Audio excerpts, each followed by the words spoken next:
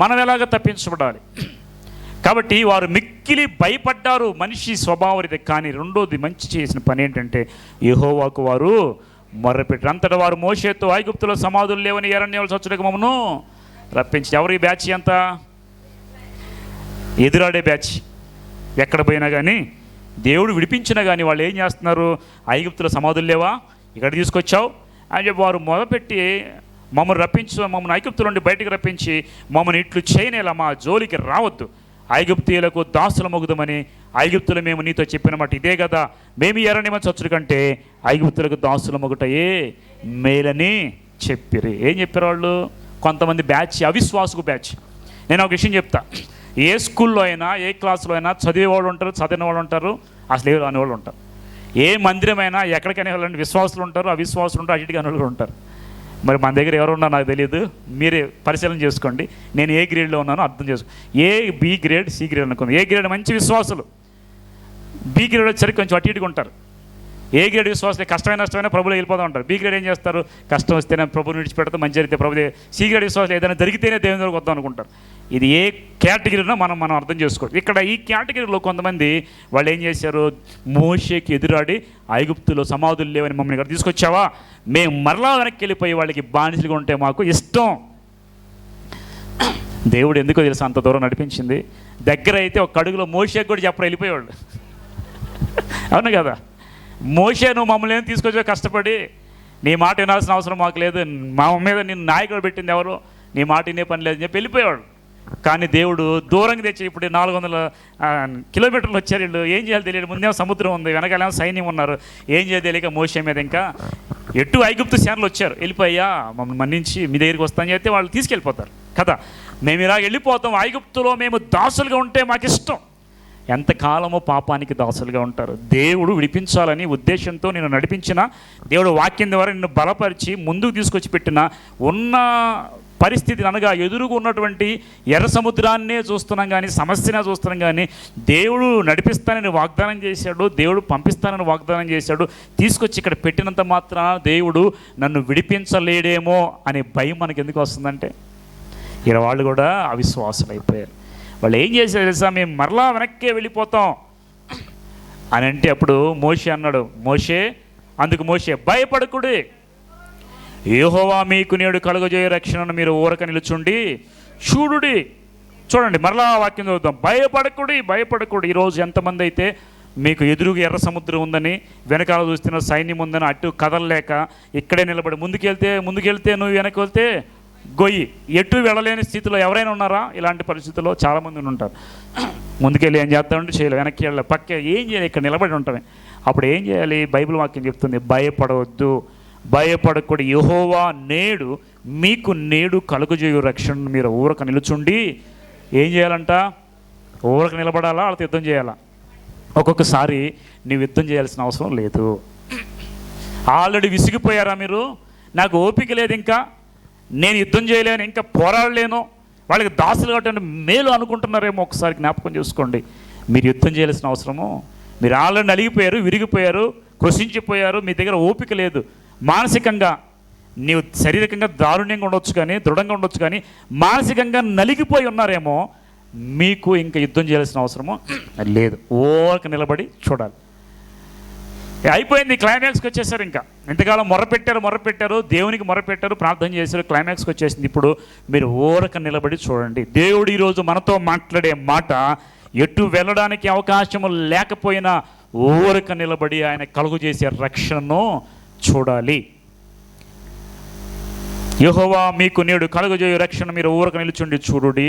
మీరు నేడు చూచిన ఐగుప్తీయులను ఇక మీదట మరి ఎన్నడూ చూడరు.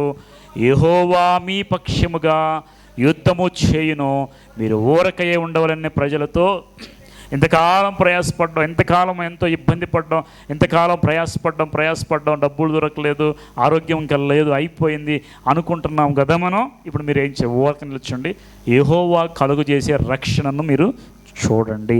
బైబిల్ గ్రంథం ఏం చెప్తుంది తెలుసా? యెహోవా మీ పక్షముగా. ఎవరు చేస్తారు యుద్ధం?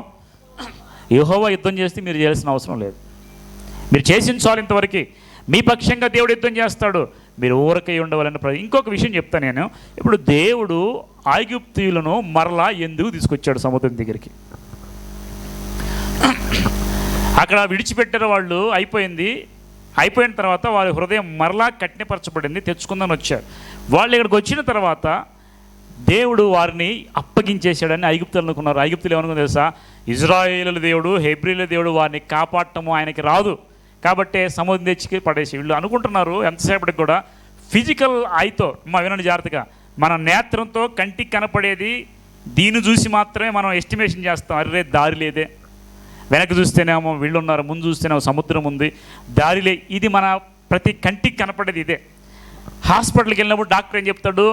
ఇంకా అవకాశమో లేదని చేతులు ఎత్తేస్తారు. నిజమే, అది వాస్తవమే. కానీ మన నమ్ముకున్న దేవుడు ఎలాంటి వాడు తెలుసా? గొప్పవాడు, నమ్మదగిన దేవుడు. నీవు చూసేదానికన్నా, నీవు ఆలోచించేదానికన్నా, పరిస్థితుల కన్నా 1000 రెట్లు ఎక్కువగా చేయగలిగిన దేవుడు. వీళ్ళు ఏం చేస్తున్నారు? ఫరో సైన్యం కూడా వాళ్ళ దేవుడికి కాపాడటం రాదు, తీసుకొచ్చి సముద్రం దగ్గర పెట్టేశాడు. ముందు దారి అంటే వెళ్ళిపోయాడు. వీళ్ళు చిక్కిపోయారు మన చేతిలో అనుకున్నాడు శత్రువు. దేవుడు కఠినపరిచి తీసుకొచ్చాడు వాళ్ళని. ఎందుకు తీసుకొచ్చాడు తెలుసా? మోషే ఒక మాట అన్నాడు చూడండి ఇక్కడ, నేడు 13వ వచనంలో, అందుకు మోషే భయపడగలి, యెహోవా మీకు నేడు కలుగజేయ రక్షణ, మీరు ఊరక నిల్చున్న చూడండి, మీరు నేడు చూచిన ఐగుప్తీయులను ఇక మీదట మరి అన్నాడు. నేను ఒక విషయం చెప్తాను. మోషే ఎంత గొప్పవాడంటే, మోషేకి దేవుడు చెప్పాడా ఐగుప్తుని నాశనం చేస్తానని? తెగుళ్ళ వరకే తెలుసు, కానీ ఈ విషయం దేవుడు చెప్పాడా? సముద్రం దగ్గర తీసుకురావాలి, సముద్రం కలిపేస్తానని చెప్పాడా? దేవుడు తెలియచేయలేదు. కానీ మోషే ఇక మీదట మీరు చూచిన ఐగుప్తీయులు ఇంకా కనపడనే, ఇది దేవుడు చెప్పాడా మోషే చెప్పాడా? మోషే చెప్పిన మాటను దేవుడు స్థిరపరిచాడు. ఇప్పుడు మోషేకి అర్థమైపోయింది తెలుసా? 10 తెగుళ్ళ నుండి విడిపించిన దేవుడు తీసుకొని సముద్రం దగ్గర పెట్టాడు. ఇక్కడ మోషేకి క్లియర్ పిక్చర్ అర్థమైపోయింది. ఇప్పుడు దేవుడు వీళ్ళని నాశనం చేయడానికి ఇక మీదట కనపడనే చెప్తానండి. నీ శత్రువు నిన్ను తరుముతూ దగ్గరకు వచ్చాడు అనుకోండి, ఇక మీదట వాళ్ళ వల్ల నీకు ఇబ్బంది కలగకుండా దేవుడు ఏం చేస్తాడు? ఒక దెబ్బతో ఎంతకాలము ఇబ్బంది పెట్టిన వాళ్ళు, ఎంతకాలము నిన్ను దూషించిన వాళ్ళు, ఎంతకాలము నిన్ను ఎలాగైతే నిందలేసి ప్రయాసపెట్టి నిన్ను చావు దాకా తీసుకెళ్లారో వాళ్ళు ఇక మీదట అంటే అందరిని ఇలా చంపేస్తాను అనుకోవద్దు. అలాగా దేవుని చిత్తం మీద ఇక మీద వాళ్ళ నుండి నీకు ఎటువంటి హాని ఉండదు, కాబట్టి ఇక మీదట మీకు కనపడరని చెప్పాడు మోషే. ఆ తర్వాత 15వ వచనం చూడండి, అంతలో యెహోవా మోషేతో, నీవేలా నాకు మొరపెట్టుచున్నావు, సాగిపోడి. ఇప్పుడు నేను ఒక ఆత్మీయ పాఠం నేర్చుకుంటున్నా ఇక్కడ. అదేంటంటే, ఎందుకు నాకు మొరపెడతా ఉన్నావు? మోషేతో అంటున్నాడు కదా దేవుడు, యెహోవా మోషేతో, నీవేలా నాకు మొరపెట్టుచున్నావు, సాగిపోడని ఇజ్రాయేల్తో చెప్పు. ఎలా సాగిపోతారు చెప్పు? ముందేమో సముద్రం ఉంది, వెనకాల సైన్యం, ఎటు సాగిపోవాలి? నీళ్ళలో పడితే చచ్చిపోతారు. మోషే ఒక విషయం మర్చిపోయారు, ఆయన చేతిలో ఉన్న కర్ర. ఆ కర్రతో దేవుడు అంతకుముందు ఏం చేశాడు? మొట్టమొదటి అద్భుతం పావును చేశాడు. దేవుడు అద్భుతాలు చేసే శక్తి ఎవరికి ఇచ్చాడు? ఇప్పుడు మోషే సంగతి ఇచ్చాడు. ఇప్పుడు నేను ప్రజెంట్ అడుగుతున్నా, ఎవరికి ఇచ్చాడు అద్భుతాలు చేసే శక్తిని? మనకి ఇచ్చాడా లేదా? నా దగ్గర కర్ర లేదుగా. ఇప్పుడు చెప్తా ఒక విషయం. దావీదు ఉన్నాడు, దావీదు దగ్గర కత్తులు లేవు, డాలు లేవు, ఏమీ లేవు. కొన్ని రాళ్ళు తీసుకొచ్చాడు. ఆయనకు తెలిసింది రాయి తెచ్చుకోవడం, ఆయనకు వచ్చిన విద్య అదే. ఇప్పుడు మోషే ఏంటంటే గొర్రెలు మేపడంటే కర్ర, ఆయన తెలిసింది అదే. ఇప్పుడు మన దగ్గర పెద్ద పెద్ద ఆయుధాలు ఏమి లేవు, మనకు తెలిసింది ఏంటి? ఇప్పుడు విశ్వాసాన్ని ఆయుధాన్ని పట్టుకోవడం. కర్రలు వద్దు, రాళ్ళు కొడద్దు మనకి. ఇప్పుడు రాయి తీసుకొస్తే ఈ రాయి ద్వారానే గొలియాతుని పడగొట్టాడు. మోషే దగ్గర ఉన్న కర్ర ద్వారా అద్భుతం చేశాడు. ఈరోజు మన జీవితంలో ఏమీ లేకపోయినా నీకున్న విశ్వాసము ద్వారా దేవుడు పని చేస్తాడు. గుర్తుపెట్టుకో. ముందుకు సాగిపోవాలంట, మార్గం లేకపోయినా. ఇది సాధ్యమైద్దా?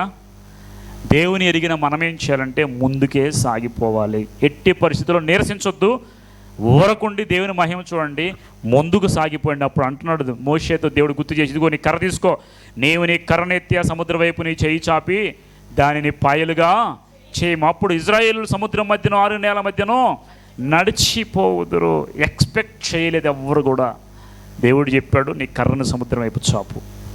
పాయలు చేయమన్నాడా దేవుడు? దేవుడు చేశాడా? మీరు చెప్పండి.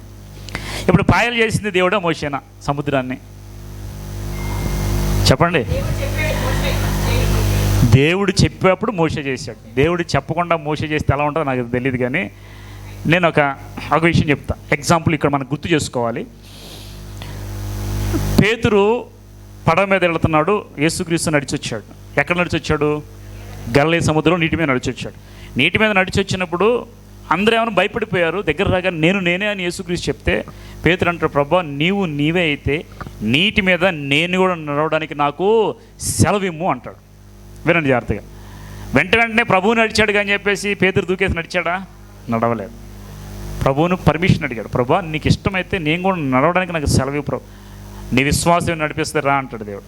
అప్పుడు నడిచాడు పేతురు. ఎప్పుడైతే దేవుడు నీకు ఒక మాట ఇస్తాడో ఆ మాట నువ్వు పట్టుకుంటే కష్టమైనా, నీళ్ళైనా, అగ్ని అయినా, ఎలాంటి గుండమైనా నువ్వు నడిచి వెళ్ళిపోతావు అంతే. అగ్ని నీ మీద పడి నిన్ను నాశనం చేయదు, జలములు నిన్ను పొర్లి పారు చేసి నిన్ను ముంచలేవు. కాబట్టి నువ్వేం చేయాలి సార్? దేవుని మాట పట్టుకొని ముందుకు నడిచిపో. ఇప్పుడు మీరు అనుకోవచ్చు, దేవుని మాట నాకు ఎలా తెలుస్తుంది? మనం రియాలిటీలోకి ఎలా ఆలోచిస్తే దేవుని మాట పట్టుకున్నాడు మోషే. ఇప్పుడు నేను అలా వెళ్ళాలంటే దేవుని మాట నాకు ఎలా తెలుస్తుంది? బైబిల్ వాక్యం చదవటం ద్వారా. ఇప్పుడు నువ్వు కష్టంలో ఉన్నావు అనుకోండి, మీరు బైబిల్ ఓపెన్ చేసి చదువుతూ ఉన్నారు. చదువుతున్నప్పుడు దిగులు పడకు, ధైర్యంగా ఉండు, ముందుకే సాగు అని చెప్పేసి దేవుడు ఈరోజు వాక్యం చెప్తున్నాడు. ఇప్పుడు దేవుడు నీతో, నాతో, అందరితో ఈ వాక్యం ద్వారా మాట్లాడాడు కాబట్టి ఈ వాక్యం నువ్వు పట్టుకోవచ్చు. దేవుడు వాక్యం ద్వారా మాట్లాడతారు కాబట్టి ఈ వాక్యాన్ని పట్టుకొని నీ కష్టంలో ఉన్నావు. ఇప్పుడు ఏం చేయాలి? ముందుకే సాగిపోవాలని నిర్ణయం చేసుకోవాలి. ఎలాగా? అది మోషేతో మాట్లాడి అనుకోవద్దు, ఈరోజు నీతో మాట్లాడేది నాతో మాట్లాడేది సార్. ముందుకు సాగిపో, నీ ముందు మార్గం లేకపోయినా నువ్వు వెళ్ళిపో, మార్గాన్ని నేను చేస్తాను. ఎడారిలో దేవుడు ఏం చేస్తాడు? నదులను ప్రవహింపజేస్తాడు. కాబట్టి ఖచ్చితంగా ముందుకెళ్ళిపో అన్నప్పుడు దాన్ని, ఇప్పుడు కర్రను ఎత్తి సముద్రం వైపు నీ చేయి చాపి దాన్ని పాయలుగా చేయమప్పుడు ఇజ్రాయేలు సముద్రం మధ్య 6 నెలల మీద ఇదిగో నేనే ఐగుప్తుల హృదయంలో కట్టినపరచుదును, వారు వీరిని తరుముదురు. నేను ఫరో వలన, అతని సమస్త సేవ వలన, అతని రథం వలన, గుర్రపు రౌతుల వలన నాకు మహిమ తెచ్చుకుందును. నేను ఫరో వలన, అతని రథం వల్ల ఏం చేస్తాడంట? రౌతుల మహిమ తెచ్చుకున్నప్పుడు నేను యెహోవాను ఐగుప్తులు తెలుసుకుందరు. అప్పుడు ఇజ్రాయేలుల ఎదుటను సమూహమును ముందుగా నడిచిన దేవదూత వారి వెనుకపోయి వారు వెంబడించను, ఆ మేఘస్తంభం వారి ఎదురుండిపోయి వారు వెనుక. ఇప్పుడు నైట్, ఇప్పుడు ఇదంతా సముద్రం అంతా ఏ టైంలో చేయండి తెలుసా?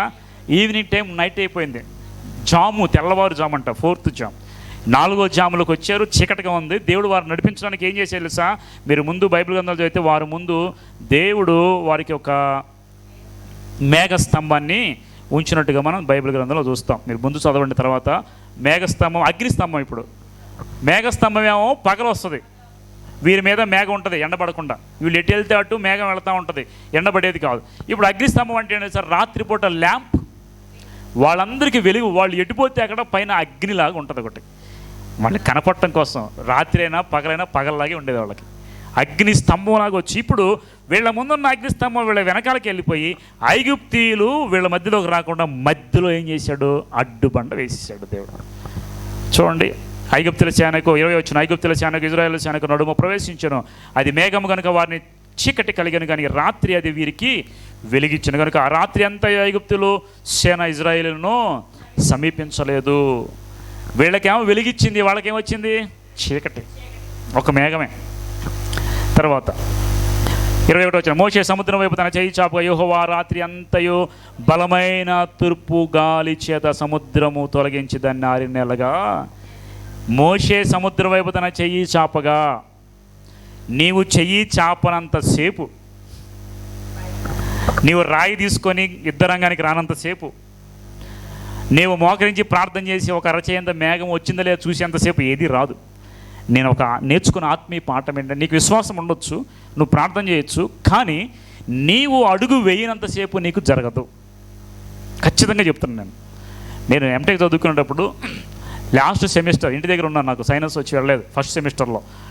ఈరోజు లాస్ట్ ఫీజు కట్టుకోవాలి, నువ్వు రాలేదు ఇంతవరకు, నువ్వు ఇప్పుడు అయిపోతే నువ్వు తర్వాత అవకాశం ఉండదు. నాకు హెచ్ఓడి మాకు ఫోన్ చేస్తే నేను అప్పుడప్పుడు కోయంబత్తూరు వెళ్ళిపోయి నైటు, ఆ రోజు నేను ఇవాళ బయలుదేరాను, రేపు లాస్ట్ డే 5 o'clock వరకే ఉంది. ఉదయకాలంలో బండి దిగాను, 8:30కి కాలేజీకి వెళ్ళాను, ఉపవాస ప్రార్థన చేశాను రూమ్లో, ఫీజు కట్టడానికి వెళ్ళా. ప్రభా వాళ్ళు అయితేనేమో నాకు అవకాశం లేదంటున్నారు, ఇప్పుడు నేనేం చేయాలి? ఫాస్టింగ్ ప్రేయర్ చేసుకొని రూములో ఫీజు తీసుకొని, నీకు ఇష్టమైతే నాకు సహాయం చేయ ప్రభు అని ఇప్పుడు రూములోకి బయటికి నేను అడుగుపెట్టాను, విశ్వాసంగా అడుగుపెట్టాను. ఇక నువ్వే చేయ ప్రభా, ఇప్పుడు నేను వెళ్ళి ఫీజు కట్టినా నాకు అవకాశం లేదు రాసుకోవడానికి, ఇప్పుడు నేనేం చేయాలని చెప్పి ప్రభు మీద ఆధారపడి ఉపవాసం ఉండి ప్రార్థన చేసి వెళ్ళి ఫీజు కట్టాను. ఫీజు కడితే అప్పటికి లాస్ట్ డేట్ అందరు కట్టేశారు. నేను కట్టిన తర్వాత నాకు రిసిప్ట్ ఇచ్చాడు. డైరెక్ట్గా సిఓఈ దగ్గర పంపించాడు, కంట్రోల్ ఆఫ్ ఎగ్జామినేషన్, ఆయన హెడ్ అక్కడ. ఆయన దగ్గర పంపించేసి ఆయన ఏం చేసి ఇంత లేట్ అయిపోయి ఉంటే ఈయనకి ఇవన్నీ తెలియదు. ఆయన ఏం చేశాడు సార్, చక్కగా తీసుకొని ఫోటో అంటించుకొని సైన్ పెట్టి ఇచ్చేసాడు. ఇదేంటండి హాల్ టికెట్ ఇచ్చేది ఇప్పుడు కాదు కదా, ఇప్పుడు ఎగ్జామ్ ఉంది కదా, లేటుగా వచ్చాగా నేను ముందు ఇచ్చేస్తాను ఇచ్చేసాడు. తీరా పోతే ఆ హెచ్ఓడి ఉంది, నీకు ఎగ్జామ్ రాయడానికి అవకాశం లేదు, నువ్వు ఫీజు కట్టిన వేస్ట్, నీకు అవకాశం లేదు ఇంకా, కాబట్టి నువ్వు ఎగ్జామ్ కట్టించుకున్నారా, ఇదే అడిగారు నన్ను హెచ్ఓడి, కట్టించుకున్నారా, మరి నీకు ఇది నువ్వు హాల్ టికెట్, ఎవరికి రా హాల్ టికెట్ నాకే ఇచ్చాడు, అప్పుడప్పుడే ఇచ్చాడు. నేను కంట్రోల్ ఆఫ్ ఎగ్జామినేషన్ తెచ్చుకున్నా, నాకు ఎవరు ఆఫీసులో ఇవ్వాల, తీసుకుని వాళ్ళు నేను చెప్తానే ఉన్నావు పక్కన, నాకు అప్పుడు ఎందుకంటే తర్వాత కదా నాకేంటి నాకు అర్థం కాదు, తీసుకెళ్ళిపో అన్నారు వాళ్ళే, వెళ్ళిపోయి అయిపోయింది. తిరిగి వెళ్ళిన తర్వాత ఎగ్జామ్స్ వచ్చినాయి, వినండి జాగ్రత్తగా నేను చెప్తాను, చాలా అద్భుతం. ఎగ్జామ్స్ వచ్చినాయి, రేపు నుండి ఎగ్జామ్స్, కరెక్ట్గా 15 days టైం ఉంది. 15 days చదువుకున్నా. సెమిస్టర్లో నేను ఒక్క రోజు కూడా కాలేజీకి వెళ్ళాను, ఒక వారం రోజులు వెళ్ళి అంతే. సైనస్ వచ్చి ఊటీ కదా, సైనస్ వచ్చి నేను ఇంటికి వచ్చేసా. ఇక ఆ సైనస్ వల్ల బాధపడి ఆ సెమిస్టర్ అంతా పోయింది, అటెండెన్స్ లేదు. ఇంక నేనేం చేశాను, విశ్వాసంతో ఫీజు కట్టాను, 15 days చదువుకున్నాను, ఏదో ఒక విధంగా అయిపోయింది. ఎగ్జామ్ రాయడానికి వెళ్ళాను. మా క్లాస్ ఓన్లీ 24 members ఉంటారు ఎంటెక్ వచ్చేసరికి. అయితే లాస్ట్ నెంబర్ నాది, టేబుల్ మీద నా నెంబర్ వేసి ఉంచారు. నేను వెళ్ళాను, నాకు ఎగ్జామ్ పేపర్ వచ్చింది, రాశాను, అన్నీ అయిపోయినాయి, అంతా అయిపోయింది, ఎగ్జామ్స్ అయిపోయినాయి, ఇంటికి వచ్చాయి, సైలెంట్గా జరిగిపోయినాయి, అన్నీ మామూలుగా జరిగిపోయాయి. ఇంటికి వచ్చాను, ఇంటికి వచ్చిన తర్వాత సెమిస్టర్ అయిపోయిన తర్వాత రిజల్ట్ వచ్చాయి. అందరి రిజల్ట్ వచ్చి నా రిజల్ట్ ఆపేశారు. విత్హేళ్ళ తెలుసా మీకు, విత్హేళ్ళలో పెట్టేశారు. ఏంటి విత్హేళ్ళలో పెట్టారా, నీది రాలేదని అందరిది వచ్చిందంటే, నేను ఇంకా మళ్ళీ కాలేజీకి వెళ్ళి సెకండ్ సెమిస్టర్కి వెళితే నన్ను 3 నెలలు తిప్పారు. కమిషన్ వేసారు నా మీద, కమిషన్ వేసి ఎగ్జామ్స్ ఎలా రాసే అవసరంలో, ఇదిగో సర్క్యులర్ వచ్చింది, సర్క్యులర్ సంతకం పెట్టి పంపించారు, ఇతను ఈ సంవత్సరం ఎగ్జామ్స్ రాయడానికి అవకాశం లేదు అని సర్క్యులర్ పంపిస్తే, హెచ్ఓడి దగ్గర పంపిస్తే, హెచ్ఓడి దగ్గర ఉంది కానీ దాని మీద నా సైన్ లేదు, నాకు అందినట్టు. వినండి దేవుడి అద్భుతం ఎలా చేస్తాడు, నాకు అందినట్టు సిగ్నేచర్ లేదు. వాళ్ళు తీసుకొస్తే ఈ సర్క్యులర్ అతనికి ఇచ్చారంటే ఇవ్వలేదన్నా, తప్పేవాళ్ళు హెచ్ఓడి అయిపోయాయి. పాపం బాధపడిపోతుంది, ఈ సైన్ ఏమో నాది అంటే నేను అన్నా, నాకు అయితే సర్క్యులర్ రాలేదు, నాకు తెలియదు.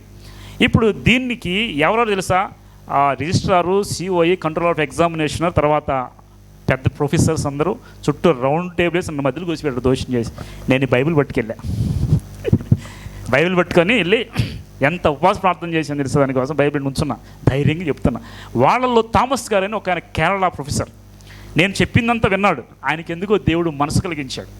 అంతా అయిపోయిన తర్వాత బ్రేక్ టైం వచ్చింది, నన్ను వదిలిపెట్టలేకపోట్లో పగలంతా నన్ను ఇంటర్వ్యూ చేస్తూనే ఉన్నారు. వీళ్ళంతా కంట్రోల్ ఆఫ్ ఎగ్జామినేషన్ పెట్టుకొని హెచ్ఓడీలు అందరూ, అన్ని డిపార్ట్మెంట్ హెచ్ఓడీలు వచ్చేసి నన్ను క్వశ్చన్ మీద క్వశ్చన్ చేస్తున్నాను, అన్యాయం చేసి అక్కడ ఎగ్జామ్స్ ఎలా రాశాను అని. నేను చెప్పే జరిగిందంతా, నాకు తెలియదు, పిలిచారు, ఫీజు కట్టాను, నాకు అప్పుడే ఇచ్చారు, నేను తీసుకుని, ఆయన కూడా నాకు ఇచ్చాను అన్నాడు సిఓఈ కూడా. అంతా అయిపోయింది, బాగానే ఉంది. అక్కడికి వెళ్ళిపోయిన తర్వాత వాళ్ళకి ఏం అర్థం కాదు, తలగోకుండా వాళ్ళు ఆ ప్రొఫెసర్ మాత్రం నన్ను ఇచ్చాడు, ఆయన క్యాబిన్ నుంచి ఏం జరిగింది మొత్తం రాసి నాకు ఇవ్వను రాసి ఇచ్చాడు. ఎందులో నీ తప్పు ఏ మాత్రం కూడా లేదు, కాబట్టి నీ పక్షంగా నేను పోరాడతాను. ఆయన సీనియర్ ప్రొఫెసర్ థామస్ గారు, నాకు ఆ రోజుల్లో నన్ను చక్కగా బయటపడేసిన వ్యక్తి, ఆయన నా పక్షంగా అందరి ముందు పోట్లాడి, ఈ యొక్క సర్క్యులర్ వచ్చినప్పుడు నువ్వు ఎందుకు చూపించడం హెచ్ఓడిని అడిగాడు, ఆమె దగ్గర సమాధానం లేదు. ఆ తర్వాత ఎగ్జామ్ కట్టించుకున్న తర్వాత సిఓఈని అడిగాడు, నువ్వు ఎందుకు అన్న ఇచ్చావంటే నేను మా వాళ్ళకి ఇచ్చేసాను అన్నాడు.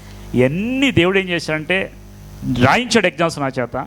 ఇక అంతా అయిపోయిన తర్వాత ఎవరి దగ్గరికి వెళ్తున్నా కానీ వాళ్ళు అసలు ఇంతవరకు కారుణ్య హిస్టరీలో 25 yearsలో ఈ విధంగా అటెండెన్స్ లేకుండా 17% అటెండెన్స్ ఉంది. అటెండెన్స్ లేకుండా ఫైనల్ ఎగ్జామ్స్ రాసే అవకాశం ఇంతవరకు ఎవరికి లేదు, ఆటోనమస్ అంతా. ఆ రోజు ప్రతి పీరియడ్కి ఇది చేస్తారు, ఏమంటారు, అటెండెన్స్ చేస్తారు. నా పుణ్యం అంటని ఆటోమేషన్ చేశారు, సాఫ్ట్వేర్ కొనుక్కొచ్చేసి ఇక మీదట ఆటోమేటిక్ ఏ రోజు వస్తే ఆ రోజు పడిపోయింది, ఎవరు మాస్టర్ వేయడానికి లేదు.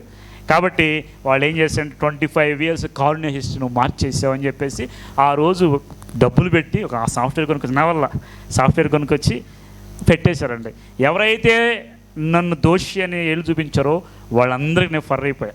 ఎవరైనా కంట్రోల్ ఆఫ్ ఎగ్జామినేషన్కి వెళ్ళాలంటే నన్ను తీసుకెళ్తారు, ఎందుకంటే ఆ పరిచయం బాగా ఎక్కువైపోయింది కదా, ఇంకా వాళ్ళతో అందరితో రాలేదా అని చెప్పి తీసుకెళ్ళిపోయాడు. పెద్దవాళ్ళతో మాట్లాడాక నేను రిజిస్టర్ రూమ్లోకి వెళ్ళిపోయాను, దినకరణ్ గారు వచ్చినప్పుడు వాళ్ళ దగ్గరికి వెళ్ళిపోయాడు, వాళ్ళ దాకా వెళ్ళిపోయింది. ఎంత అయిపోయింది, ఒకరోజు నేను ప్రార్థన చేసుకుని నా రూములో నేను పడుకున్నా. ఆ రోజు సాటర్డే 4 o'clock వరకు ప్రేయర్ చేసి పడుకుంటే వచ్చి టక్ టక్ అని తలుపు కొట్టాడు ఒక ఆయన.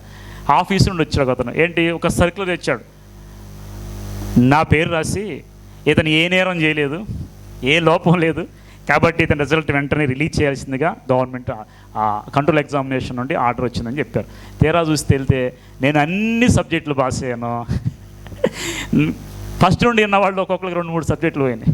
వాళ్ళది ఒకటే గొడవ నా మీద, నువ్వు అసలు క్లాసు వినలేదు, ఎలా చదివావు ఎలా రాసావు నాకు తెలియదు ఏం కూడా. దేవుడు నాకు అవకాశం. దీనికంటే ముందుగా అక్కడ బెతెస్దా అని ఒక ప్రేయర్ సెంటర్ ఉంది. నేను ఫీజు కట్టే ముందు వెళ్ళి అని చెప్పాను చూసారా, ఫీజు కట్టే ముందు వెళ్ళి అక్కడ ప్రార్థన చేయించుకున్నా. ఆయన చెప్పాడు మత్తయి సువార్త 21వ అధ్యాయంలో ఒక మాట ఉంది తెలుసా, 9 గంటలకు పని వాళ్ళు వస్తారు, 12 గంటలకు పని వాళ్ళు వస్తారు, 3 గంటలకు పని వాళ్ళు వస్తారు, 5ంటికి కూడా వస్తారు, కానీ దేవుడు అందరూ ఒకటే ఇచ్చాడు. ఇది నాకు వాక్యం చూపించాడు, దేవుడు నీ పట్ల కార్యం చేస్తాడు పో అని. నేను ఫీజు కట్టుకోను. అప్పుడు నాకు గుర్తొచ్చింది అది. నేను అప్పుడు దాకా నమ్మలేదాన్ని. అంటే నేను చివరిలో వచ్చాను, 5 గంటలకు వచ్చాను, నేను ఫీజు కట్టుకున్నాను, ఎగ్జామ్స్ రాశాను. వాళ్ళందరికన్నా సమానంగా వాళ్ళందరికన్నా ఎక్కువగానే 1-2 సబ్జెక్టులు పోయినాయండి, నాకు ఒక సబ్జెక్టు పోలేదు. నేను ఆ రోజు కాలేజీలో ఒక ఐడల్ అయిపోయాను అనమాట, మోడల్ అయిపోయాను నేను. ఎందుకంటే అందరి చేత కమిషన్ ఎంచుకొని అందరూ మరలా వాళ్ళ తప్పేం లేదని రిలీజ్ చేయటం, గవర్నమెంట్ ఆ రూల్ మార్చేయటం అన్నీ నా ద్వారా. ఇదంతా అద్భుతం ఎలా జరిగింది తెలుసా, ఉపవాస ప్రార్థన. నేను ప్రార్థన చేసి అడుగు బయటకు వేసాను, ప్రభువా నాకు మార్గం లేదు, ఏం చేయాలో తెలియదు నాకు, నేను నమ్మి నేను బయటికి వెళ్తున్నాను. అడుగు పెట్టి బయటికి వెళ్ళి ఫీజు కట్టాను. దేవుడు ఎలాగ అద్భుతం, ముందు అంతా వాళ్ళ కళ్ళకి ఏం చేశాడు దేవుడు, అంత మరుగు చేశాడు. రిజల్ట్ టైంలో బయట పెట్టి, రిజల్ట్ టైంలో మామూలుగా రిజల్ట్ వచ్చినట్టయితే దేవుని కార్యం తెలిసేదా, అందుకే దేవుడు ఆపాడు దాన్ని.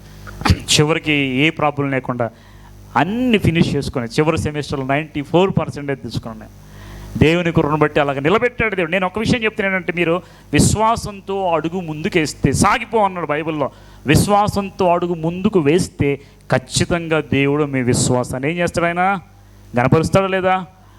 చూడండి, నేను ముగించేస్తా త్వరగా, విసుగుబడితే చెప్పేయండి ఆపేస్తాను నేను. ఓకే, తర్వాత మోషే సముద్రం మీద 21 వచ్చినాం.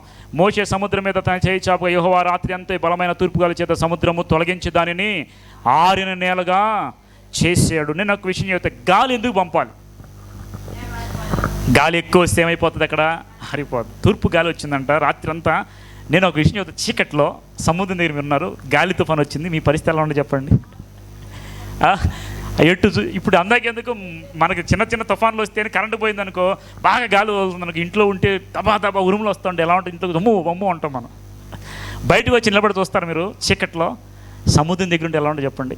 అంత భయంకరమైన పరిస్థితులు, తూర్పు గాలి బలమైన, ఎంత గాలి రాకపోతే సముద్రం అంతా ఏమైపోయింది, ఆరిన నేలగా మారుతుంది. 22 వచ్చిన నీళ్లు విభజింపబడగా ఇశ్రాయేలు సముద్రం మధ్యన ఆరిన నేల మీద నడిచిపోయిన ఆ నీళ్లు వారి కుడి ఎడమ ప్రక్కన వారి గోడవలే ఉండెను. ఐగుప్తీయులు ఫరో గుర్రములు రౌతులు వారిని తరిమి సముద్రం మధ్యలో చేరైతే వేకుజామున యెహోవా అగ్ని మేఘమయమైన స్తంభం నుండి ఐగుప్తుల దండు వైపు చూచి ఐగుప్తుల దండును కలవరపరిచి వారి రథచక్రం ఊడిపోయినట్లు చేయగా వారు బహు కష్టపడి తోలుచుండిరి.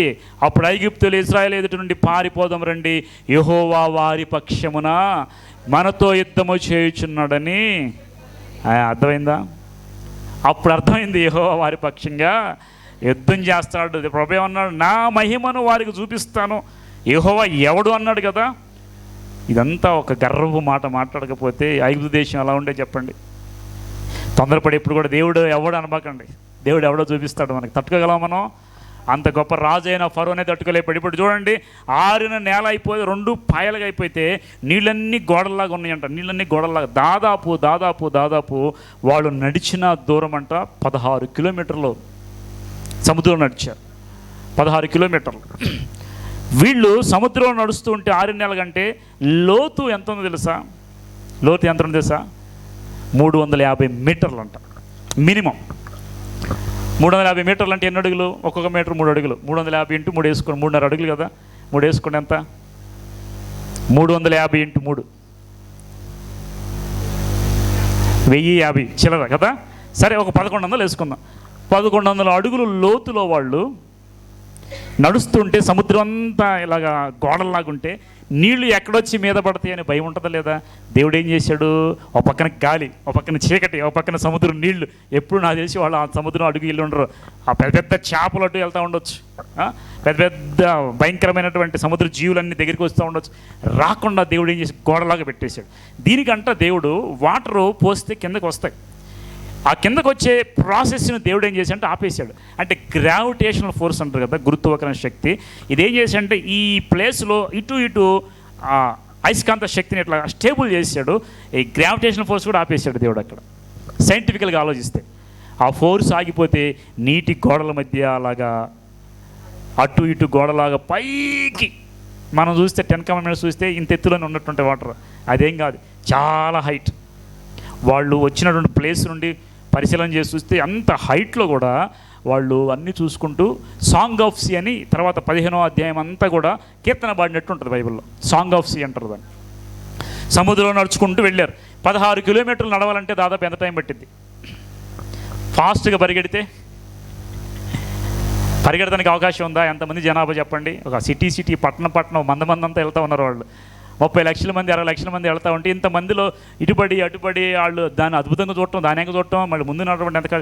ఒకడేమంటాడు నడుస్తుంటే తర్వాత చూద్దు ముందు భద్రాబాబు అని చెప్పేసి ఒకటి నెడతా ఉంటాడు. పశువులు ఆగిపోతుంటే వాటిని నెట్టుకోవటం, మళ్ళీ పిల్లలు అరుస్తాం వాళ్ళని పట్టుకోవటం. ఇదంతా కనుక మనం ఆలోచించి ఇమాజిన్ చేస్తే మన ఊహకు అందనే అందదు. అంత అద్భుతంగా 2 పాయలు చేయబడి మధ్యలో 6 నెలలు నెల్లాడు. వినండి, ఒక మాట చెప్తాను. మీరు కష్టంలో ఉన్నప్పుడు 6 నెలల సముద్రం వెళ్ళటం అనేది సాధ్యమా? దేవుడు తలుచుకుంటే ఏదైనా కూడా సాధ్యమే. 6 నెలలు కాకపోతే సిమెంట్ రోడ్డు మీద వెళ్ళేవాళ్ళు. ఇదంతా ఎవరి వల్ల జరిగింది? దేవుని వలన. వాళ్ళు 6 నెలలను వెళుతూ ఉంటే దాదాపు 16కి వేకుజామునంట, 4వ జాము. యేసుక్రీస్తు సముద్రం మీద నడిచింది ఎప్పుడు? 4వ జాము. వీళ్ళు సముద్రం దాటింది ఎప్పుడు? 4వ జాము. వేకుజామున అద్భుతాలు జరిగే సమయం అది. కాబట్టి ఈ జాములో వారు నడుచుకుంటూ ఉదయం తెల్లవారేసరికి వాళ్ళు అద్దరికి వెళ్ళిపోయారు. నడుచుకుంటూ దాదాపు ఎన్ని గంటలు నడిచి ఉంటారు చెప్పండి? 16 కిలోమీటర్లు మినిమం అంటే అక్కడ ఒక 5 గంటలు 8 గంటలు నడిచి ఉంటారా? మేబీ అవ్వచ్చు, దానికన్నా ఎక్కువ అవ్వచ్చు. తర్వాత వీళ్ళు ఏనుకున్నారు, వారు మనం పారిపోదాం రండి అని యెహోవా పక్షాన మనతో యుద్ధం చేయొచ్చు అని చెప్పు. అంతలో యెహోవా మోషే 20 వచ్చిన యెహోవా మోషేతో ఐగుప్తుల మీదకి వారి రథములకి వారి రౌతుల మీదకి నీళ్లు తిరిగి వచ్చినట్లు సముద్రం మీద నీ చెయ్యి చాపుమని మోషే సముద్రం మీద నా చెయ్యి చాపుగా ప్రొద్దుకు ఉంచినప్పుడు సముద్రం అధిక బలంతో తిరిగి పొరలేవు. ఎప్పుడంటే అది పొద్దు పొడిచినప్పుడు. దాదాపు వాళ్ళు నేను అనుకోవటం ఇక్కడ పైన చూడండి, నీళ్ళు ఉద్యమం పడిన తర్వాత అయితే వేకుజామున యెహోవా అగ్నిస్తంభాన్ని ఐగుప్తు తండ్రులు కలవపరిచాడు. మోషే సముద్రంలో చేయి చాపినప్పుడు రాత్రి అంతా బలమైన తూర్పు గాలి చేత వచ్చింది. అంటే మధ్యరాత్రి నుండి ఉదయం వరకు వాళ్ళు నడుస్తూనే ఉన్నారు. వేకుజామున మళ్ళీ కలవరపరిచినట్టు బైబిల్లో ఉంది. అంటే మధ్యరాత్రి నుండి వేకుజాము ఒక 7 అవర్స్ వేసుకోండి, 6 to 7 or 8 అవర్స్ వేసుకోండి. వేకుజామున తెల్లవారిన తర్వాత వీళ్ళు ఏం చేస్తున్నారు, ఇక వీళ్ళందరూ తిరిగి వచ్చి సముద్రం మధ్యను 28 వచ్చిన నీళ్లు తిరిగి వచ్చి ఆ రథములను రౌతులను వారి వెనుక సముద్రంలోకి వచ్చిన ఫరో యొక్క సర్వసేనను కప్పివేసెను, వారిలో ఒక్కడైనను మిగిలి ఉండలేదు. అయితే ఇజ్రాయేల్లో 6 నెలల సముద్రం మధ్య ఉన్నప్పుడు ఆ నీళ్లు వారి కుడి ఎడమ పక్కన గోడవలే ఉండి నా దేవుని యెహోవా ఐగుప్తుల చేతుల నుండి ఇజ్రాయేలును రక్షించాను. ఇజ్రాయేలు చచ్చిన ఐగుప్తులను సముద్ర తీరమున చూచిరి. యెహోవా ఐగుప్తులకు చేసిన గొప్ప కార్యమును ఇజ్రాయేలు చూచిరి కనుక ఆ ప్రజలు యెహోవాకు భయపడి యెహోవా యందును ఆయన సేవకుడైన మోషే యందును. ఇంతకుముందు ఏం చేసిరి బ్యాచ్ అంతా, మోషే ఇక్కడ ఏం తీసుకొచ్చావు, మమ్మల్ని ఎందుకు తీసుకొచ్చావు, మోషే ఐగుప్తుల సమాధులు లేవా అని గొనిగిన వాళ్ళందరూ ఇప్పుడు ఏం చేశారు, సైలెంట్ అయిపోయారు. మోషే చెయ్యి జాపితే సముద్రంలో ఉంటాయి, నా మీద జాపితే నేను అవుట్ కదా అనుకున్నాడేమో, సైలెంట్గా పోయి భయపడిపోయారంట. అదేనండి, ఇప్పుడు దేవుడు సముద్రాన్ని 2గా చీల్చింది ఎవరి కోసం? ఇజ్రాయేలు ఆయన బిడ్డల కోసం.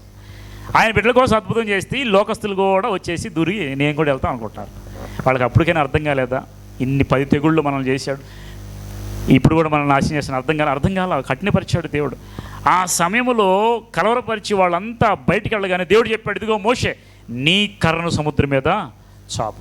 ఒక అద్భుతం చేయడానికి దేవుడు మోషే కర్రను వాడుకున్నాడు. ఒక అద్భుతం మరలా అది ఫినిష్ చేయడానికి కూడా మోషే కర్రని దేవుడు వాడుకున్నాడు. వెంటనే ఆ నీళ్ళన్నీ వాళ్ళ మీద పడినప్పుడు భయంకరంగా 600 రథాలు ఏమైపోయినాయి. ఫరో రాలేదు ఇందులోకి. టుట్మాస్ 3 అంటారు ఫరోని. 1, 2, 3 టుట్మాస్ 1, 2, 3. ఇప్పుడు ఐగుప్తు దేశంలో మూడు ఉన్నాయి పెద్ద పెద్ద పిరమిడ్స్. వాళ్ళు టుట్మాస్ రామ్సేస్ అంటారు చూసారా, రామ్సేసు వాళ్ళ తండ్రి ఈయన. ఇవి మోషే ఉన్న కాలంలో అటువంటి ఫరో ఎవరంటే టుట్మాస్ 3. ఆయన కుమారుడైనటువంటి సమాధిలో ఏం రాశాడు, హెబ్రీల దేవుడైన దేవుడు యెహోవా నా కుమారుణ్ణి చంపాడని రాశాడు అక్కడ. అదే 3 ఈయన బతికే ఉన్నాడంట, సముద్రంలోకి వెళ్ళలేదు. 1450 సంవత్సరంలో చనిపోయినట్టుగా రాయబడింది. ఇది ఆయన చనిపోయినట్టుగా రాయబడింది. ఆయన సమాధి చేసే ఫరో యొక్క పిరమిడ్ కట్టారు. ఇప్పుడు చనిపోయిందంతా ఎవరు, సర్వ సైన్యము. అంటే ఐగుప్తు దేశంలో ఉన్నటువంటి దండు సైన్యము, మిలిటరీ ఎవరైతే ఉన్నారో, అధిపతులు ఎవరు ఉన్నారు, శతాధిపతులు ఎవరు ఉన్నారు, వీళ్ళందరూ కూడా సముద్రంలో అయిపోయారంట, చనిపోయి. కొంతమంది సముద్రం కొట్టుకొచ్చారు. ఇంకో విషయం చెబుతా, ఆ బాడీలంట ఫోర్స్గా కిందకి వెళ్ళిపోతే చనిపోయినటువంటి రథాలు, గుర్రాలు, వాళ్ళ డెడ్ బాడీస్ అన్నీ